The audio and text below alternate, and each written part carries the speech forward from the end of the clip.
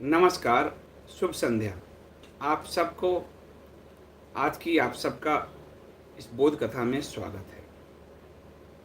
आज की बोध कथा आज की ही दो स्थितियों को समझाने का प्रयास करेगी महाभारत से। दो स्थितियां जहां लोगों में अहंकार बहुत ज़्यादा हो, जो समझते हो कि उनसे ज़्यादा कोई ताकतवर नहीं है, जो समझते हो कि वो चाहें तो दुनिया को बदल दें, लेकिन वहाँ उनका अहंकार चूर-चूर हो जाता है। ऐसे दो संदर्भों की चर्चा आज ही जो हुआ है उस पर हम करेंगे। महाभारत के रुक्मी की कथा के माध्यम से इसको समझने का प्रयास करेंगे। रुक्मी आप सब जानते हैं कि भगवान श्री कृष्ण के साले थे और रुक्मिणी के बड़े भाई थे। विदर्भराज थे, विदर्भराज भीष्मक थे, उनके 5 पुत्र थे और एक पुत्री थी रुक्मिणी। रुक्मिणी उस समय सबसे सुंदर स्त्री थी। उस समय द्रौपदी और रुक्मिणी ये दो ही सर्वश्रेष्ठ सुंदर स्त्री थी। एक नारायण की पत्नी बनी और एक नर की पत्नी बनी, अर्जुन की पत्नी बनी और 5 पांडवों की पत्नी बनी। तो रुक्मिणी की सुंदरता अनुपम थी और वो जब बचपन में ही, बालपन में ही जब थी रुक्मिणी, तो भगवान कृष्ण की जो कहानियां थी उस वक्त वो उसका मन मोह रही थी। चर्चा सब जगह हो ही रही थी, भगवान कृष्ण की कहानियों की चर्चा हो ही रही थी, तो वो उनका मन जो है मोह रही थी बार बार। और बचपन से ही उन्हें प्रेम होने लगा भगवान श्री कृष्ण से। और आप सब जानते हो कि मीरा की कहानी भी आपने सुनी है। मीरा को भी बचपन से ही भगवान श्री कृष्ण से प्रेम होने लगा था। तो कृष्ण का जो रूप माधुर्य है, उनकी जो कलाएं हैं, वो तो सबको मोहित करती ही हैं। लेकिन जो बचपन से प्रेम हो रहा था बहन को, कृष्ण की चर्चा वो बार बार करती थी, उतना ही आप आज के संदर्भ में भी देखो, आज के संदर्भ में भी देखो आप कि कोई स्त्री यदि किसी से, कोई लड़की यदि किसी से युवती प्रेम करे तो उसका भाई उससे बड़ा चिढ़ जाता है। रुक्मी जो है बचपन से चिढ़ने लगा था भगवान कृष्ण के नाम से। रुक्मिणी जब बड़ी हुई तो एक कूटनीतिक शादी, विवाह जो है करने का प्रस्ताव जरासंध, मगध नरेश जरासंध लाए। जरासंध अपनी ताकत बढ़ाना चाहते थे और वो जो चेदी नरेश शिशुपाल थे, चेदू, उनको लेकर जो है वो चाहते थे कि रुक्मिणी से शिशुपाल का विवाह हो। वो राजा भीष्मक के पास पहुंचे, उन्होंने कहा, और उसके लिए राजा भीष्मक भी चाहते थे कि रुक्मिणी की का जो विवाह है वो भगवान श्री कृष्ण से हो, लेकिन रुक्मी आरा हुआ था इसीलिए, और वो वृद्ध थे राजा भीष्मक, तो वो तैयार हो गए इस विवाह के लिए। और भारत के इतिहास में, हमारे स्वर्णिम इतिहास में पहला जो प्रेम पत्र का जिक्र आता है वो रुक्मिणी लिखती है भगवान श्री कृष्ण को, और बड़ा ही मार्मिक प्रेम पत्र है वो। एक ब्राह्मण पुरोहित को वो अपना दूत बनाती है और भगवान के श्री कृष्ण के पास द्वारका भेजती है, और वो कहती है कि आपकी जो धरोहर है उसको कोई और चुरा ले जाएगा। शिशुपाल उसको चुराने के लिए आया है। यदि आप अपनी धरोहर को बचाने नहीं आएंगे तो मैं प्राण त्याग दूंगी, इस आशा में कि अगले जन्म में मैं आपको मिलूं। और वो ये भी कहती है कि यहाँ जरासंध और हमारी जो भ्राता की सेना, दो दो सेनाएं हैं जिसके साथ आपको मुकाबला करना होगा, तो आप सोच लीजिए। और फिर वो यह भी उसमें एक हिंट देती हैं कि वो गौरी मंदिर में आएंगी और वहां से उन्हें वो आकर ले जाएं।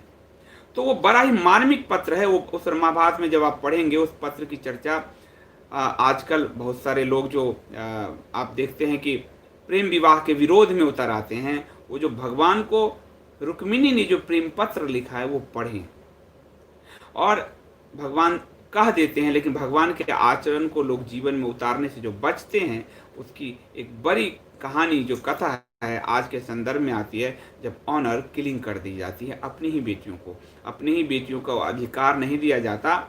और उस जमाने में जो हमारा उन्नत स्वर्णिम भारत था, उस भारत में बेटियों को अधिकार था कि वो किसको अपना वर चुने।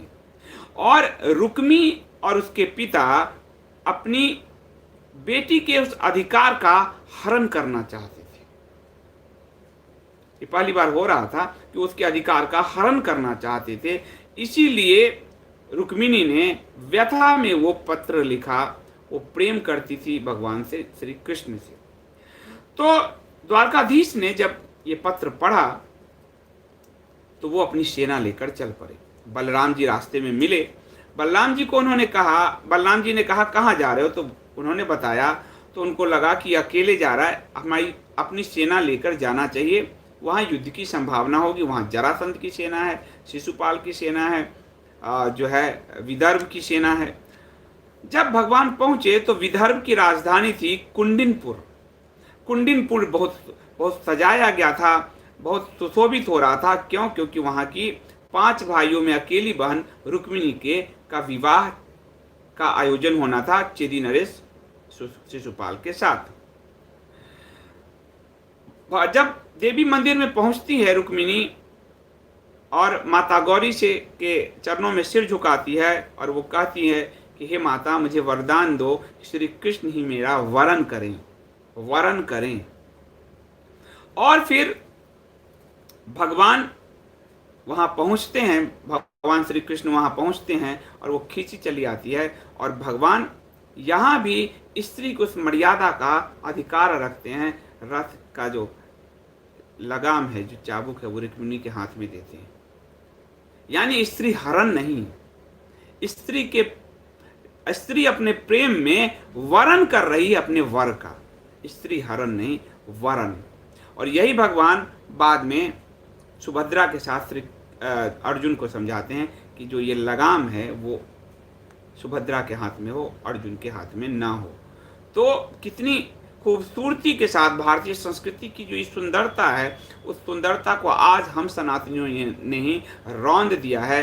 दहेज के लिए शादी करते हैं, बेटियों का ऑनर किलिंग करते हैं, उनके अधिकार को दबा देते हैं, उनकी भ्रूण हत्या कर देते हैं। भारत की सभ्यता से सीखने की जरूरत है कि वहाँ स्त्रियों की, युवतियों का क्या अधिकार था और कितना सुंदर अधिकार था। भगवान के रथ पर जब रुक्मिणी आ जाती है तो रुक्मी उन्हें चुनौती देते हैं और रुक्मी को भगवान श्री कृष्ण हरा देते हैं। अब ये रुक्मी बहुत अभिमानी था, अहंकारी था, जैसे हमारा लाल पड़ोसी है। और जैसे आजकल जो एक महामारी चल रही है, उसको लेकर एक जो अहंकार दुनिया में उन माफियाओं को है कि हम बनाएंगे, और आज उनको एक आर्य समाजी गुरुकुल से पढ़े हुए बाबा ने चुनौती दे दी है। तो अहंकार जो है उसको कैसे लात पड़ता है, चोट पड़ता है, वो देखने की जरूरत है। उस पर हम आगे आते हैं। तो रुक्मी जब हार गया, और रुक्मी बहुत बलवान था, और रुक्मी कोई कमजोर नहीं था, रुक्मी बहुत बलवान था। तो रुक्मी जब हार गया तो वो बहुत अपमानित महसूस कर रहा था, और उसने कहा कि जब मैं अपने विदर्भ राज में जाऊंगा तो लोग मेरा उपहास उड़ाएंगे कि बहन चली गई। जो आजकल के भाइयों का होता है ना बीमारी, पिता भाई सब पता नहीं कौन सा अपमान, और वो उपहास उड़ाएंगे। और वो वहीं जहां पर भगवान श्री कृष्ण से उसका युद्ध रुक्मी का युद्ध होता है, वो जगह है भोजकट। उस भोजकट में ही उसने एक नगर बसा के वो वहीं रह गया। वो अपना मुंह लेकर पीछे नहीं गया, और बहुत शक्तिशाली राजा बना। अब महाभारत का जो युद्ध होता है उसमें सिर्फ 2 शासक ऐसे हैं जो युद्ध से अलग रहते हैं। एक हैं श्री कृष्ण के दाऊ बलराम, जो तीर्थ यात्रा पर चले जाते हैं, और बलराम चूंकि कृष्ण को भी कहते हैं कि उनको युद्ध में पड़ने की जरूरत नहीं है, लेकिन भगवान श्री कृष्ण तो धर्म युद्ध लड़ रहे हैं। तो बलराम कहते हैं कि कृष्ण जिस पक्ष में है उसके विरोध में तो मैं जा नहीं सकता। भले अक्षौहिणी सेना और नारायणी सेना भगवान श्री कृष्ण ने कौरवों को दे दिया। लेकिन बलराम ने कहा कि मैं कृष्ण के खिलाफ विरुद्ध तो जा नहीं सकता, और दूसरा भीम और दुर्योधन दोनों ही मेरे शिष्य हैं, तो हम नहीं जाएंगे, हम दोनों की तरफ से युद्ध नहीं कर सकते और अलग अलग भी उन दोनों के पक्ष में युद्ध नहीं कर सकते, तो मैं तीर्थ यात्रा पर जाता हूं। और वो तीर्थ यात्रा पर जाते हैं, वो पलायन करते हैं। अंत में जब वो गदा युद्ध में आते हैं तो भगवान श्री कृष्ण कहते हैं कि दाऊ, आपने पूरे युद्ध से तो पलायन किया, लेकिन आखिरी क्षण में आकर आप दबाव की राजनीति कर रहे हैं, आप दबाव बना रहे हैं। जब वो भीम को झपट पड़ते हैं, जब भीम दुर्योधन की जंघा पे वार करते हैं, तो महाभारत युद्ध से एक बलराम अलग रहते हैं और दूसरा रुक्मी। पर रुक्मी अलग क्यों रहते हैं, वो रुक्मी की एक और अलग कहानी है। कहानी ये है कि रुक्मी, जब महाभारत युद्ध की घोषणा हो गई तो रुक्मी को लगा कि वासुदेव कृष्ण तो बहुत ताकतवर हो चुके हैं, इनसे जो समझौता करने का, मित्रता करने का और नाता सुधारने का ये एक मौका है, यदि हम अपनी सेना लेकर पांडवों के पक्ष में युद्ध करने जाएं।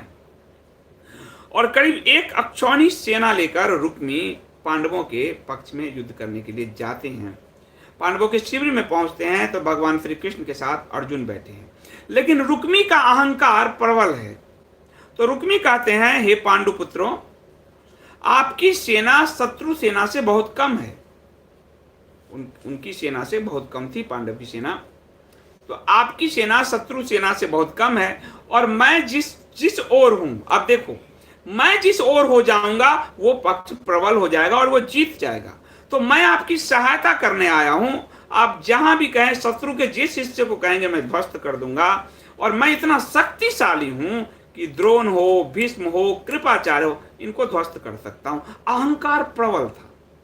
जैसे हमारे लाल पड़ोसी का, लाल टमाटर का अहंकार प्रबल है, पर उसका कैचअप बनाना है हमें। और जैसे कि माफियाओं के अहंकार बड़े प्रबल हैं, आप समझ रहे हो, जो ड्रग माफिया हैं वर्ल्ड के, उनको लगता है कि, तो उनके जो अहंकार प्रबल हैं, तो उनको अभी कैचअप बनाना है, तो ये उसका अहंकार बोलता है, और मैं आपको विजय दिला दूंगा, जरूरत क्या है सबकी। अर्जुन हंसते हैं और अर्जुन श्री कृष्ण की तरफ देखते हैं, और श्री कृष्ण नैनों में दोनों मुस्कुराते हैं, और अर्जुन कहते हैं कि हे राजन, हम शत्रु की भारी सेना देखकर भय से थरथर नहीं कांप रहे। शत्रु की भारी सेना देख के वो दावा कर रहा है कि वो तो वर्ल्ड का 2nd लार्जेस्ट देश बना हुआ है, उसकी सेना है, वो लाल है, लाल टमाटर है। लेकिन अर्जुन कहते हैं, बिहार रेजिमेंट कहता है कि मैं तुम्हारी गर्दन तोड़ दूंगा, और वो कह रहा है कि हम भारी सेना देखकर भय नहीं खाते, हम इस शर्त पर आपकी सहायता नहीं चाहते, हाँ, निस्वार्थ भाव से आप सहायता करना चाहते हैं तो आपका स्वागत है। अब रुक्मी के अहंकार को और चोट लगती है, और वो कहता है कि इसको तो सबक मैं कौरवों की सेना में जाकर चुकाऊंगा। और वो पहुंच जाते हैं अपनी सेना लेकर दुर्योधन के पास। दुर्योधन के कहते हैं, मैंने पांडवों को दिया था मौका, पांडव ने मेरा मौका ठुकरा दिया, तुम्हारी सहायता करूंगा, तुम्हें जिता दूंगा। वो तो और महाअहंकारी, बोला पांडवों के पास गए, उसने ठुकराया, तो मेरे पास आए हो, नहीं चाहिए तुम्हारी सहायता, जाओ। तो दोनों पक्ष द्वारा ठुकराए जाते हैं रुक्मी, और फिर वो रुक्मी जो है कहीं के नहीं रहते, अपने जो है राज्य भोजकट में वो लौट जाते हैं। अब ये जो अहंकार है रुक्मी का, वो आपको एक उदाहरण से, आज के उदाहरण से समझाता हूं। एक द्वीप है, आपने यहां देख लिया गलवान घाटी लद्दाख में, मैं 2 उदाहरण दूंगा। गलवान घाटी लद्दाख में उसको अहंकार था, और अभी अमेरिका के की जो इंटेलिजेंस है, अभी जो सूचना आई है, अमेरिकी इंटेलिजेंस ने ये सूचना दी है कि ये गफलत में ये झड़प या लड़ाई या युद्ध नहीं हुआ। लाल पड़ोसी जो है इस लाल टमाटर का, के ऊपर से आदेश था कि भारत को सबक सिखाना। ये अमेरिकन इंटेलिजेंस ने भारतीय इंटेलिजेंस को सूचना दिया है, वो अमेरिकन मीडिया में छपा है, आप उसको अभी सर्च करेंगे आपको मिल जाएगा। एक तो उसको अहंकार था कि हम 62 को दोहरा सकते हैं और इनको चपेट सकते हैं, हम गलवान घाटी पे कब्जा कर सकते हैं। परिणाम क्या हुआ? उनके दो दो कमांडर सहित 40 से 50 सैनिक मारे गए हैं और मुंह उठाने की शक्ति नहीं। ताइवान तो अखबार में लिख रहा है इंडियन रामा किल, समझ रहे हो। अब दूसरी तरफ इन्होंने मोर्चा खोल रखा क्योंकि दुनिया में इन्होंने एक महामारी पैदा किया है अपने साम्राज्य के विस्तार के लिए। ये महामारी क्रिएट किया गया। तो जापान में वहां एक द्वीप है, सैनकाकू द्वीप है, सैनकाकू द्वीप है। उस द्वीप पर जापान और चीन का तनाव बढ़ा हुआ है और चीन जापान उसका उस पर वो कब्जा है। चीन जापान को धकियाना चाह रहा है और अमेरिका ने कह दिया है, क्योंकि अमेरिका और जापान में समझौता है, पैक्ट है सुरक्षा को लेकर द्वितीय विश्व युद्ध के बाद से। तो अमेरिका ने कह दिया है कि अगर जापान पर हमला किया तो अमेरिका युद्ध में कूदेगा और इसकी तहस-नहस इधर से भारत चढ़ेगा। तो रुक्मी जैसी स्थिति हो गई, ये बीच में मरने जैसी इसकी स्थिति बन गई है। जापान 2 बार इसको धूल चटा चुका है। वियतनाम 79 में धूल चटा चुका है। भारत भी धूल चटा देता, उसकी वायुसेना का प्रयोग होता और अमेरिकन वायुसेना आ गई थी 62 में, 67 में धूल चाटा ही ये। और आज तो 79 के बाद सबसे बड़ा डिजास्टर इसके लिए सामने आया है। और तो सैनकाकू द्वीप की जो पोजीशंस है वहां जाकर ये फंस गया है, अमेरिका वहां आ रहा है। अब ये स्थिति में है, वहां मंथन चल रहा है, बैठकों का दौर चल रहा है। तो रुक्मिणी जैसे जो इसके अहंकार हैं, ये अहंकार इसका ध्वस्त होने वाला है। अहंकार नंबर 2, भारत का एक आर्य समाजी योगी एक कपड़ा पहनता है, बाबा रामदेव। पतंजलि आयुर्वेद योग पर इतना बड़ा उन्होंने रिसर्च किया। उन्होंने इस महामारी से निपटने के लिए 535 रुपए की दवा ला दी और सरकारी मानकों के अधीन क्लिनिकल ट्रायल किया। उनको परमिशन लेकर उनसे क्लिनिकल ट्रायल किया। लेकिन आज एकाएक हमारे आयुष मंत्रालय पर कहीं बाहरी सोर्स कहीं से दबाव पड़ा होगा, क्योंकि हमारे स्वास्थ्य मंत्रालय पे जो दबाव पड़ा आपको बताया ही था। उसने कहा दिया कि आप इसको, हम नहीं इस बारे में जानते, पल्ला झाड़ लिया और उन्होंने कहा कि आप इस पर इसको उस बीमारी से कोरिलेट करके मार्केटिंग ना करें। अब जहां दुनिया की बड़ी बड़ी ताकतें बैठी है अरबों खरबों का कारोबार करने के लिए, वहां एक बाबा शुरू में 250 लोगों पर जो है क्लिनिकल ट्रायल करते हैं, 100% रिजल्ट आता है। बाद में 100 लोगों पे ट्रायल करते हैं, वो जो उस महामारी के शिकार हो चुके हैं, पीड़ित हैं। 69% लोग 3 दिन में ठीक हो जाते हैं, 7 से 14 दिन के अंदर बाकी ठीक हो जाते हैं। और यही इसी चीज को लेकर दिल्ली आईआईटी ने एक रिसर्च किया था। उसमें जो वो तत्व है जिसका नाम मैं लूंगा, उसके 25 वीडियो मेरे डिलीट हो गए हैं, कर दिए गए हैं।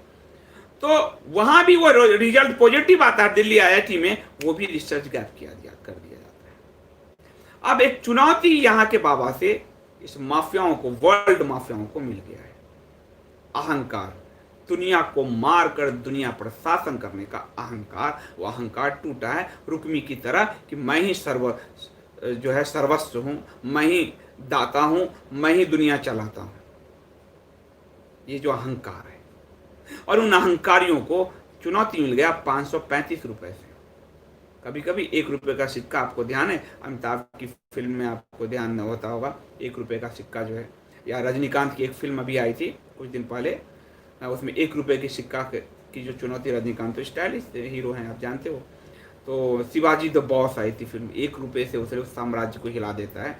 535 रुपए ने बड़े बड़े साम्राज्य को हिला दिया है।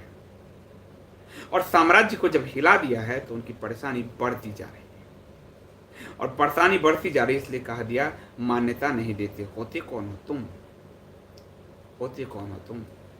घर के रसोई में हमारे मसालों में वो सब चीज है, घर के गमले में वो तुलसी का पौधा है, घर के जो हमारे बालकनी है उसमें वो गिलोय लतरा हुआ है। ऐसे कैसे रोक दोगे तुम? कैसे रोक सकते हो? तो रुक्मिणी का जो अहंकार टूटा, यहाँ आज के दिन दो बड़े माफियाओं का अहंकार टूटा। एक माफिया जो समझता है दुनिया पे एक बीमारी देकर कि वो पूरी दुनिया पे कब्जा करेगा, यहाँ भारत पर हमला करेगा, वहाँ जापान पर हमला करेगा, उसको यहाँ भारत ने रीढ़ तोड़ा, उधर जापान रीढ़ तोड़ने जा रहा है उसका, और जापान ने कंपनियां खींच ली है बाहर। दूसरा कि ये जो बड़ा बड़ा घूमता है दुनिया में, जिसके कारण पूरी इकोनॉमी लोग चला रहे हैं, पूरी वर्ल्ड के घुमा रहे हैं 90 के दशक से, उससे पहले से, उनको 535 रुपए की चुनौती मिल गई है। अब 535 रुपए की चुनौती का ये मुकाबला कैसे करेंगे। बाबा ने तो ये भी कह दिया, हमें अगर बेचने की इजाज़त नहीं देगी, 7 दिन में ऐप ला रहा हूँ, ऑर्डर दें, लोगों को फ्री पहुंचा दूंगा, लोगों को बचाना मेरा उद्देश्य है। यहाँ तो टेस्ट भी 2500 रुपये में होगा, वहाँ 500 रुपये में स्वस्थ होकर निकाला होगा। ये बड़ी लड़ाई है, इस बात को याद रखिएगा। रुक्मी जैसे अहंकारियों का ध्वस्त होना बहुत जरूरी है। हम युद्ध में हों तब भी ऐसे अहंकारियों की मदद नहीं लेते, अर्जुन ने कहा, और अहंकारी दुर्योधन ने भी मदद नहीं लिया। तो हम तो सनातनी हैं, हमें अपने संस्कारों से सीखना पड़ेगा, अपने शास्त्रों से, अपने धर्म शास्त्रों से सीखना पड़ेगा। और इतने बड़े युद्ध महाभारत में जिस तरह से बीच में खड़ा रह गया रुक्मी, अपनी ताकत पे जो अहंकार था वो ध्वस्त हो गया रुक्मी का, ऐसे ही आज के बड़े बड़े अहंकारियों का की ताकत भी ध्वस्त हो रही है। समय बहुत बलवान है और सनातन अपने सिद्धांतों को दोहराता चला जाता है, बस समझने की ज़रूरत है। उस सिद्धांत को अगर सीख लिया, समझ लिया, जान लिया तो धरातल पर रहेंगे, नहीं जाना आसमान में उड़ेंगे, पतंग की तरह काट दिए जाएंगे। बहुत बहुत धन्यवाद आप सबका। मैं कुछ प्रश्न ले लेता हूँ, नाम नहीं लिया हूँ, पर चीज़ें समझ में आ गई होगी आपको बहुत कुछ। तो ये स्थिति है लोगों की। मनोहर परिहार जी बहुत धन्यवाद, नमस्कार। आपको बहुत अच्छी प्रस्तुति के लिए धन्यवाद। धन्यवाद मनोहर जी। मैं चाहता हूँ कि आज के राजनीतिक हालात को आज की पीढ़ी हमारे सनातन से जोड़कर अगर समझे तो आज की राजनीति तो समझेगा ही, सनातन का वो जो बीज है वो भी समझ पाएगा, और वो कहीं अच्छे से अपने आप को रिलेट कर पाएगा। इसीलिए उस सनातन के बीज को बोध कथा के जरिए आज के उस बीज को बोने का प्रयास है, क्योंकि आज वो जाकर पौधा बने, आगे जाकर वृक्ष बने, फल दे, फूल दे। इसलिए बोध कथा का इतना ही हमारा तात्पर्य है कि हम सब अतीत और वर्तमान के बीच एक सेतु का निर्माण कर सकें, और उस सेतु से हमारी नई पीढ़ी उस सेतु पर चलकर आगे बढ़ सके। और कोई उद्देश्य नहीं है, क्योंकि बहुत सारे लोग धमका देते हैं मैसेज में भी, तुम्हें इसका ज्ञान नहीं, तुम्हें उसका ज्ञान नहीं। मैंने कहा मुझे कुछ ज्ञान नहीं, मैं जीरो आदमी हूँ। मेरे अपने पाठक, मेरे अपने दर्शक, मेरे अपने श्रोता, मेरे अपने शुभचिंतक, मेरे अपने दोस्त, मेरे अपने सोशल मीडिया के साथी, वो मुझे सुनते हैं। आपको तकलीफ है, आप मत आइए। तो इस सेतु का निर्माण हमको और आपको मिलकर करना है, अहंकारियों को ध्वस्त करना है। जैसे रुक्मी को अर्जुन ने भी ध्वस्त किया, दुर्योधन ने भी ध्वस्त किया।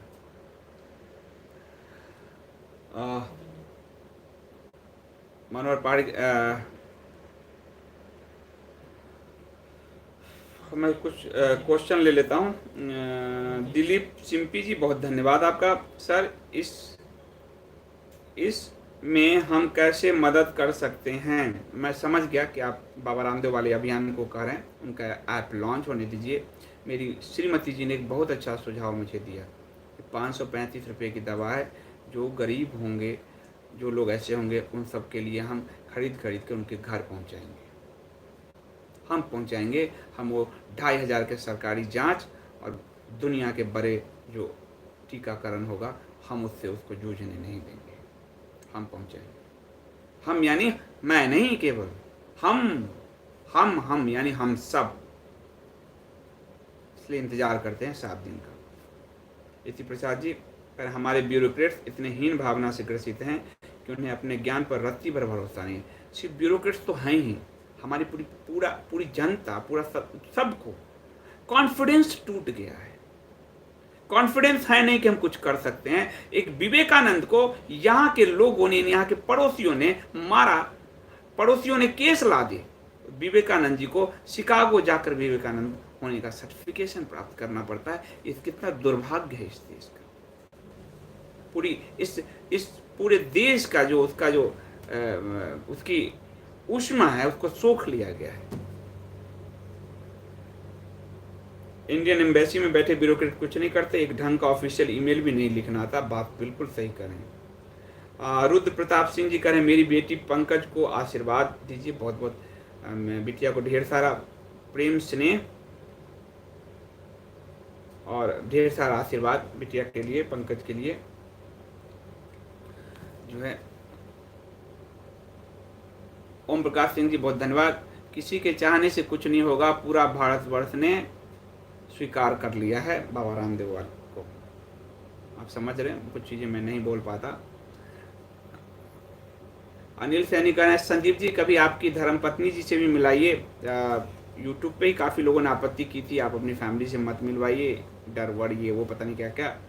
पर पिछली दिवाली में मैं अपनी पूरी फैमिली के साथ दिया जलाने आया था ऑफिस, तो वो वीडियो होगा। मेरी पूरी फैमिली, मेरा बेटा, मेरा भतीजा, मेरी धर्मपत्नी सब साथ में हैं और कभी हम उनके साथ चर्चा करेंगे। वो हमें रोज़ कुछ ना कुछ टिप्स देती रहती हैं लाइफ में। आज जैसे दिया कि हम गरीबों तक पहुंचेंगे, उन दवाओं को खरीद कर लोगों तक पहुंचाएंगे, तो कभी मैं उनका इंट्रोडक्शन बिल्कुल कराऊंगा। उन्हीं की वजह से सब चल रहा है ये सब, तो मैं बिल्कुल ही उनका इंट्रोडक्शन कराऊंगा जब भी वो चाहेंगी। और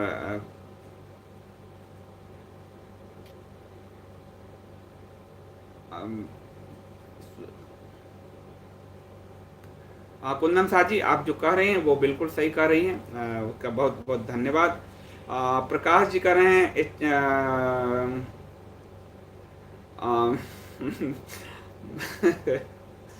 कुछ चीज़ें रेडियो पे मैं बोलूँगा, लेकिन प्रकाश जी आपकी बात बिल्कुल सही है। हमारे लोगों का कॉन्फिडेंस, हमारे मंत्रालयों का कॉन्फिडेंस कम है। 6 साल में एजुकेशन पॉलिसी नहीं आ पाई, सूचना प्रसारण की पॉलिसी नहीं आ पाई। जिस आयुष को आयुर्वेद के उत्थान के लिए बनाया था, वहाँ तो अनुष्का शर्मा आ गई।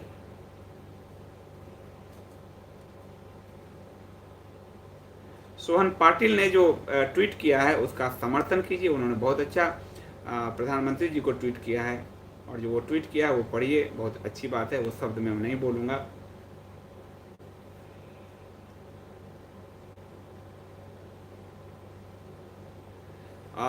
प्रिया तोमर जी ने एक बहुत अच्छा सवाल उठाया है। संदीप सर मैंने रामायण और महाभारत देखा है, उसमें महिला पात्रों की जिंदगी घर से बाहर जंगल में ज़्यादा गुजरती है। आज महिला सुरक्षा बड़ा मुद्दा है, क्या उस समय रेप जैसी घटनाएं नहीं होती थी? मैंने कई बार समझाया है, इसमें बात भी किया है। रेप जो मनोविकृति है वो आधुनिक समाज की देन है। आपको मध्य प्रदेश के बस्तर में जाना चाहिए, और वहाँ के जो आदिवासी हैं उनमें गोटुल नाम की प्रथा होती थी। आदिवासियों में कभी आपने रेप जैसी चीज़ें नहीं सुनी होगी। जब तक वहाँ पर धर्मांतरण वाले दल नहीं पहुँच गए तब तक ये विकृति नहीं आई थी। ये विकृति बाहर से आई है, और कुछ चीज़ें ऐसी विकृति हमारे समाज में कुछ कुछ तो कहीं कहीं मिलती है, लेकिन इस रूप में नहीं मिलती है। महिलाओं का सम्मान था, शास्त्रार्थ भी महिलाएं करती थी। राज्यसभा में बैठकर गार्गी ने याज्ञवल्क्य को चुनौती दी, और आदि शंकराचार्य अगर थोड़े समय के लिए पराजित हुए तो भारती जैसे विदुषी से हुए। तो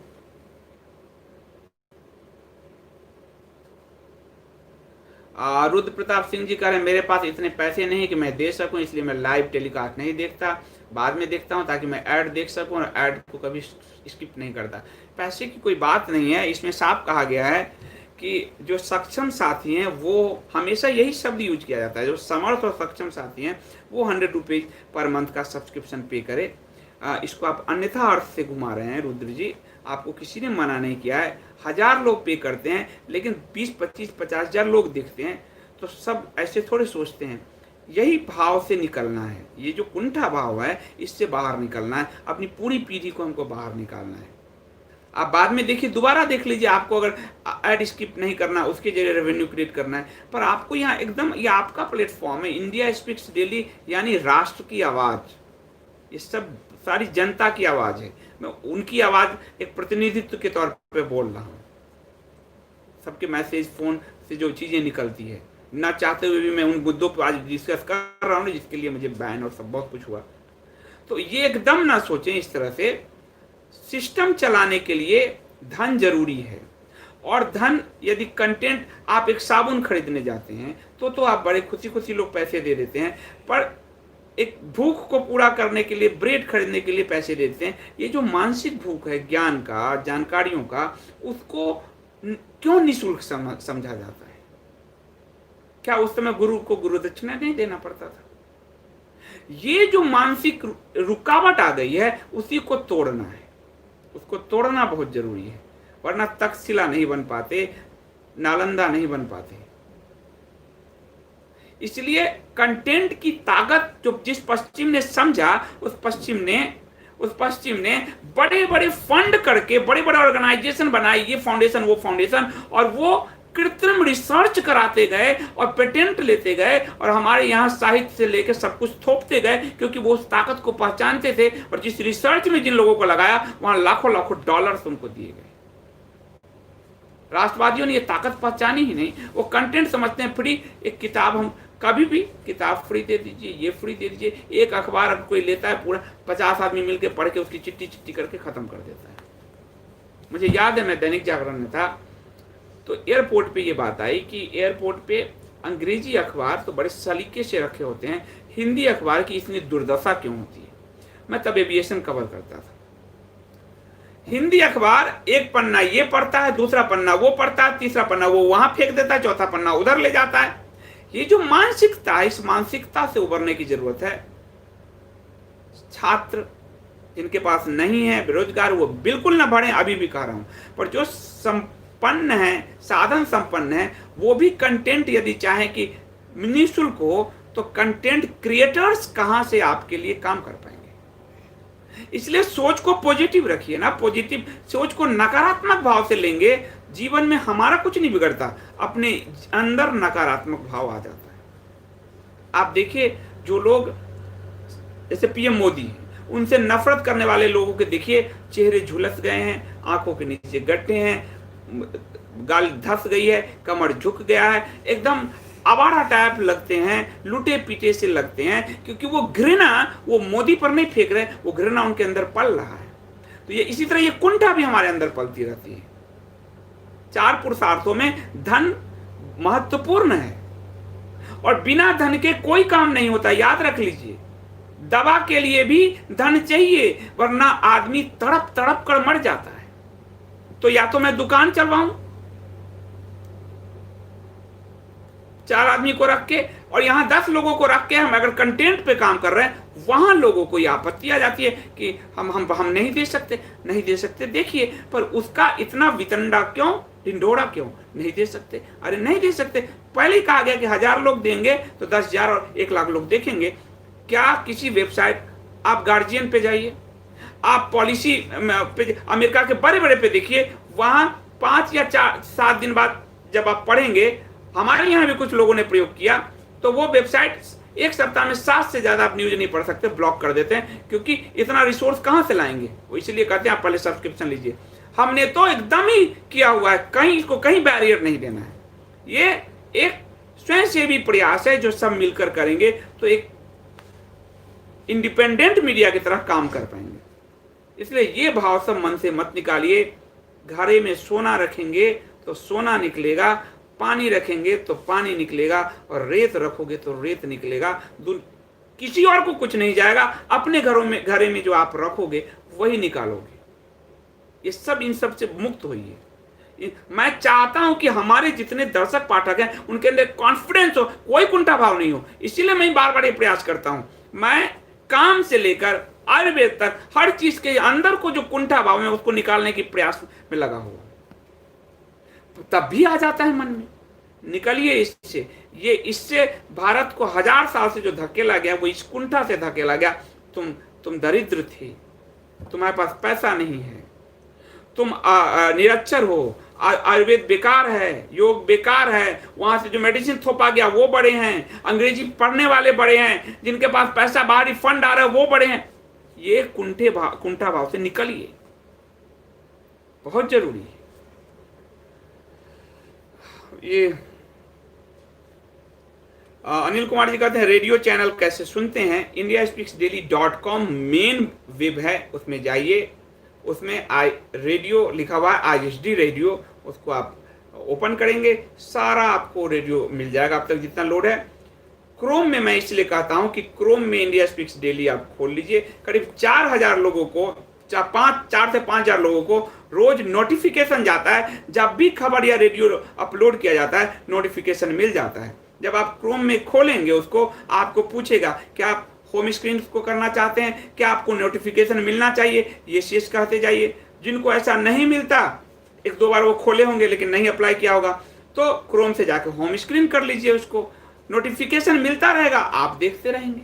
बहुत सिंपल व्यवस्था है। और तकनीक रूप से सुशांत सिंह मर गया और उसने कहा कि आगे भविष्य में कि सबको कंप्यूटर की कोई ना कोई कोडिंग लैंग्वेज सीखनी होगी। तकनीक से आप नहीं भाग सकते। अर्जुन इसलिए लड़ पाए वो इतने बड़े महारथियों से क्योंकि वो तकनीक उससे ज्यादा विकसित थे, दिव्यास्त्र थे उनके पास, सबके तकनीक से सक्षम थे। बिना तकनीक जाने कैसे लड़ेंगे हम? ये बहुत जरूरी चीज है कि हम तकनीक जाने। ये बहुत मामूली चीज है। आप इंडिया स्पीक्स डेली का जो टेलीग्राम चैनल ले लीजिए, वहां मैं अभी ये खत्म करूंगा, वहां लिंक डाल दूंगा, लाइव से पहले डाल देता हूं, तो आपको सब नोटिफिकेशन मिलता चला जाएगा। नील राजपूत जी करें, पौराणिक कथाओं को आज के समय से जोड़कर बताने से याद रहती है हर कथा। धन्यवाद, बिल्कुल यही मेरा प्रयास है, ताकि वो कथा याद रहे। जब ये हमें लाल टमाटर दिखे तो हमें याद आए रुक्मी की कथा। ऐसे हम ना रुक्मी की कथा पढ़े होंगे, हम ना महाभारत में दिखाया होगा, और हम ना फुर्सत है कि हम पुरानों महाभारतों में झांके। ये ओरिजिनल बात है भारत की, जो सभ्यता समाज अब ऐसा हो रहा है, लाल कपड़े में ज़्यादा बांधते हैं। तो इसलिए हमें जो है मैं प्रयास कर रहा हूँ ताकि जुड़े रहें।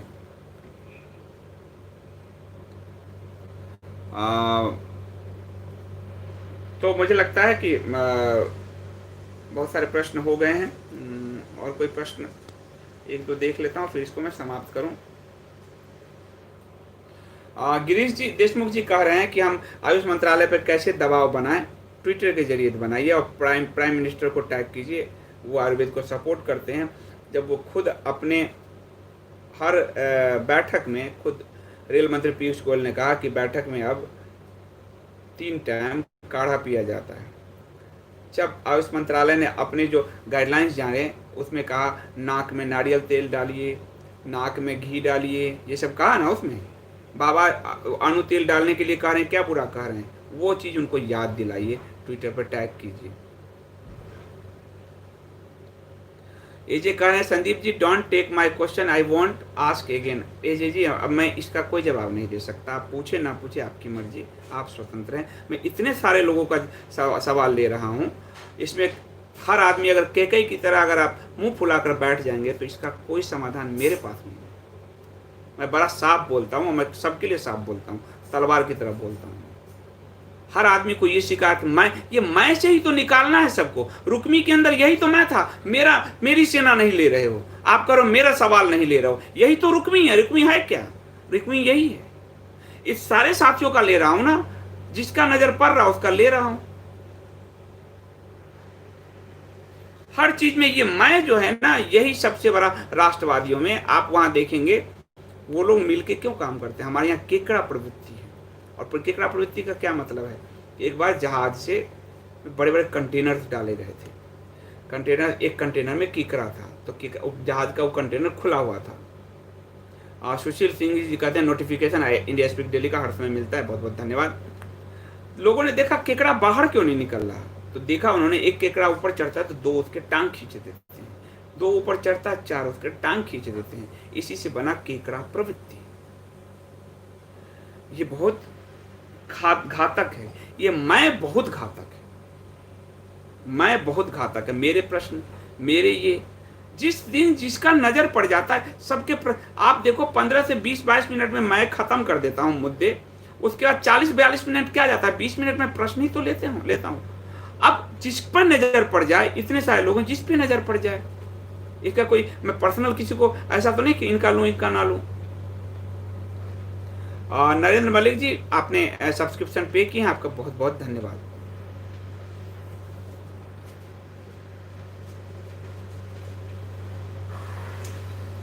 संदीप जी, WTO में लाल पड़ोसी को बाहर कर दिया, कुछ बोलिए, सुरजीत बोस जी कह रहे हैं। लाल पड़ोसी पे अभी बहुत सारी चीज़ें हो रही है, मैं धीरे धीरे बताऊंगा, एक एक मुद्दे डाइल्यूट होता चला जाएगा। अरुण कलिता जी बहुत धन्यवाद। और निधि जी, मैं सब पे कहूँगा, धीरे धीरे कहूँगा। आज अभी बोध कथा में मैंने ये लिया, फिर आगे मैं चीज़ें लूँगा। आज आपको एक नई इन्फॉर्मेशन दी कि अमेरिका की जो इंटेलिजेंस एजेंसी है उसने कहा कि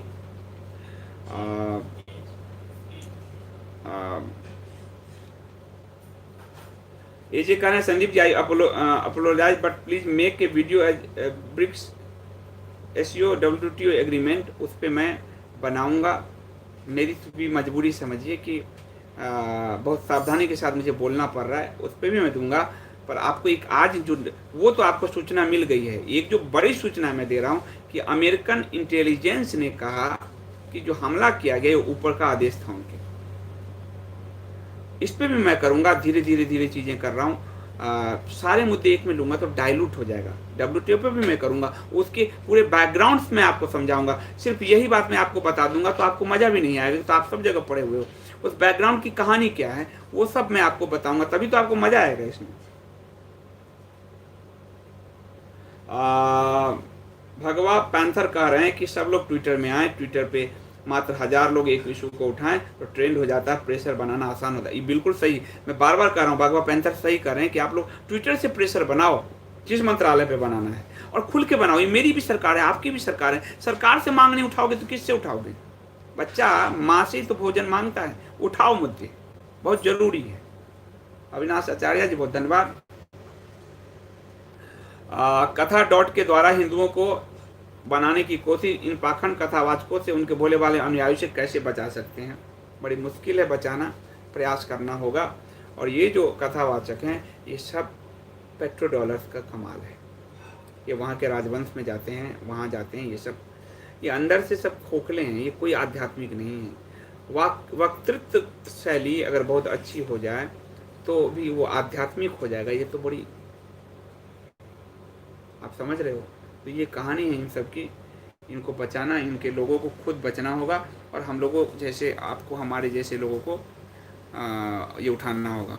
अभिषेक शुक्ला जी कह रहे हैं सर पतंजलि का इशू उठाइए। मैंने उठाया अभिषेक जी, आप देखिए इसी वीडियो में देखिए, दिन के वीडियो में देखिए, मैं लगातार वही तो उठा रहा हूँ।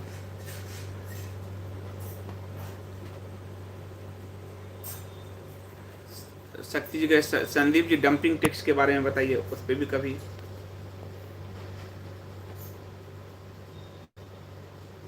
नीलम अवस्थी जी बहुत धन्यवाद।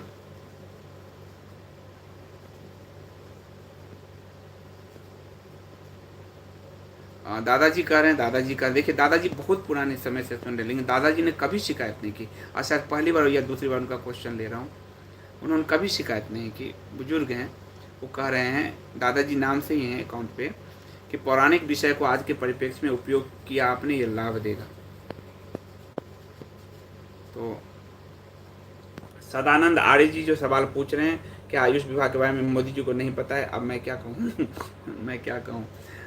पाठक जी कह रहे हैं टेलीग्राम की सुविधा बहुत अच्छी की है, बहुत बहुत धन्यवाद। टेलीग्राम पे आप सब जुड़िए, गूगल प्ले स्टोर से टेलीग्राम लीजिए, डाउनलोड कीजिए, उसमें अपना नंबर डाल के अकाउंट बनाइए और मुझे हाय भेज दीजिए, मेरा है ही, मैं वहाँ आपको लिंक दूंगा, उस लिंक को ओपन करेंगे, आप ज्वाइन बटन दबाएंगे, इंडिया स्पीक्स चैनल से जुड़ जाएंगे।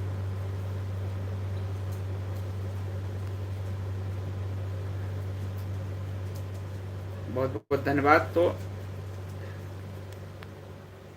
प्रतीक जी कह रहे हैं टेलीग्राम सुविधा के लिए आप बधाई के पात्र हैं, बहुत बहुत धन्यवाद। टेलीग्राम में 20 लाख 25-50 लाख लोग जुड़ सकते हैं, इतनी बड़ी और बेहतरीन है। वो इंटरनल जो है आपको सूचना मैं दे दूंगा, बाहर तो कई चीज़ ब्लॉक हो जाते हैं।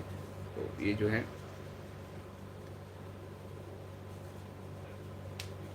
कुमार टी कह रहे हैं, दोस्तों हम 1 साल का सब्सक्रिप्शन डिपॉजिट के तौर पर ISD को देने का सोच सकते हैं। बहुत सारे लोग 1 साल का जमा कर चुके हैं, जिससे हमारा अपना प्लेटफॉर्म खड़ा करने में सहायता होगी, हम आत्मनिर्भर बन पाएंगे। बिल्कुल सही बात है। लाइव जो मैं सोच रहा हूँ, आपको मालूम है 2-2.5 लाख रुपए महीने का खर्चा है, कहाँ से लाऊंगा मैं तो साधारण पत्रकार हूँ, या तो मैं सरदेसाई टाइप पत्रकार बन जाऊँ। यही चीज मैं कह रहा हूँ, अपने प्लेटफॉर्म्स पे चीजें लगती है।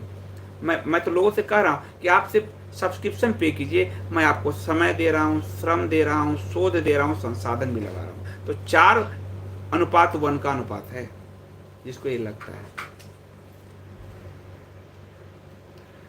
सदानंद आर जी, आप मुझे मरवाओगे, आप लगातार वही क्वेश्चन पूछ रहे हो, सब पता होगा। सुशील सिंह जी कह रहे हैं आपका आज का विश्लेषण अच्छा लगा, पहली बार हिंदी लिख रहा हूँ। पहली बार आप हिंदी लिख रहे हैं, आपका बहुत स्वागत। और एक बात है, आप मेरा पूर्वाग्रह ले लीजिए कि देवनागरी में लिखा हुआ मुझे तुरंत नजर में आ जाता है, रोमन में और अंग्रेजी में लिखने के कारण मैं क्वेश्चन लेने में असमर्थ हो जाता हूँ, क्योंकि मैं कहीं तो एक क्राइटेरिया रखूंगा तो देवनागरी है।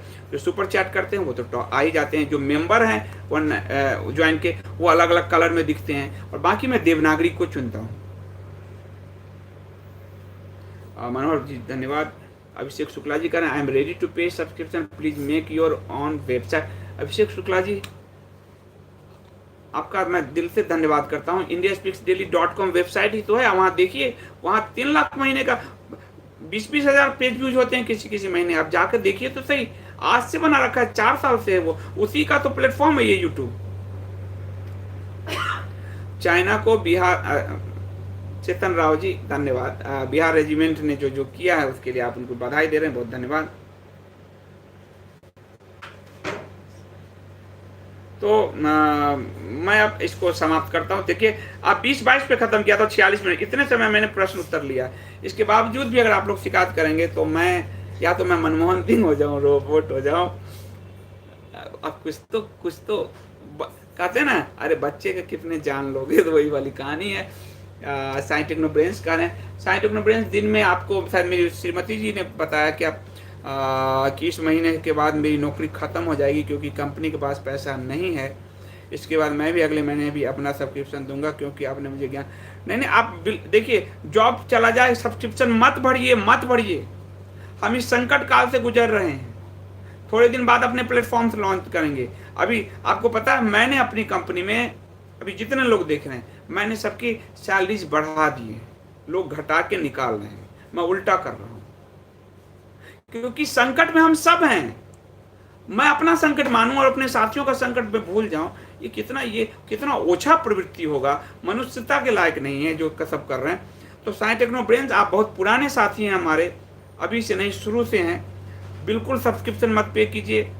मेंबरशिप जो आपने ले रखा है, आपने डायमंड का मेंबरशिप ले रखा है, अगले महीने उसे भी मत पे कीजिए। पहले आप अस्थायी नौकरी के प्रयास में, या फिर मैं कहता हूं कि आत्मनिर्भर भारत की जो योजना है, एक अच्छी और बात हुई है, सरकार ने मस्ट करने जा रही है, सरकार हर प्रोडक्ट पे आत्मनिर्भर भारत और मेक इन इंडिया का ये जो है, और हर ई कॉमर्स साइट को डालना पड़ेगा, ये भी बड़ी शुरुआत है। तो मैं चाहता हूं कि आप अपना कुछ काम शुरू करें, जैसे 2-3 महीने में पीपीई में हम आत्मनिर्भर बन गए और सप्लाई करने लगे, और ताकि 10 लोगों को जॉब दे सके। ये वेबसाइट, ये जो पूरा वेबसाइट से लेके यूट्यूब, ये 10 लोगों को जॉब दे रहा है। जॉब देना ये बहुत बड़ा मानवता की सेवा है। तो उसी तरह, इसलिए मैं आपके साथ हूं, और कहीं जॉब में कोई दिक्कत होगी, कहीं होगा, कुछ हो सकता है तो आप मुझे बताइएगा।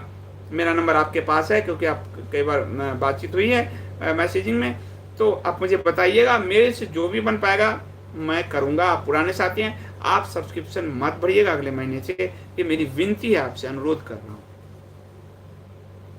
स्नेह शर्मा जी, मुझे भी आप सब पर बहुत प्राउड है। निधि जी कह रहे हैं आप जैसे हैं, हमें ऐसे ही मतलब इस तरह के लोग, मतलब साफ बोलने वाले पसंद है, तो मैं ऐसे, मेरा जुबान ऐसे ही है, तो मेरे अंदर कुछ रहता नहीं, इसीलिए ना मुझे तो मधुमेह है, ना उच्च रक्तचाप है, ये सब अंदर जो रखते हैं ना, उनके अंदर होता रहता है, मुझे कुछ नहीं होता, क्योंकि मैं साफ बोलता हूँ। तो बहुत बहुत धन्यवाद। इति जी कह रहे हैं अगर कोई अंग्रेजी में स्टडी करना चाहते हैं तो वो उनकी वो हेल्प करेंगी, वो जापान में अंग्रेजी सिखाती हैं। अरुणा कलिता जी कह रही हैं, राजेश जी, अविनाश आचार्य जी, सबका। धनंजय जी कह रहे हैं सर आप रोबोट बन जाओ, बहुत अच्छा। अविनाश जी बहुत अच्छा। तो सिड मल्होत्रा, सुशील सिंह जी, राजेश जी, निधि जी, सब जो मेंबर हैं हम सबका तो बहुत बहुत धन्यवाद। इसको मैं समाप्त करता हूँ क्योंकि फिर कथा का रस चला जाएगा, इतना लंबा क्वेश्चन आंसर सेशन होता है। तो शुभ रात्रि आप सबको। मिलता हूँ मैं दिन का 3 से 3:15 के बीच हो गया, मैं 3-5 तक आ जाता हूँ, फिर 5-10 मिनट हम लोग चैट करेंगे और उसके बाद 3:15, 12-13 से मैं लाइव पे आ जाऊँगा। ये टाइम हमने किया है, आप लोगों ने पोल के जरिए ये टाइम निश्चित किया है, निर्धारित किया है। ये सब कुछ आप लोगों के ही सुझाव पर हो रहा है। बहुत बहुत धन्यवाद।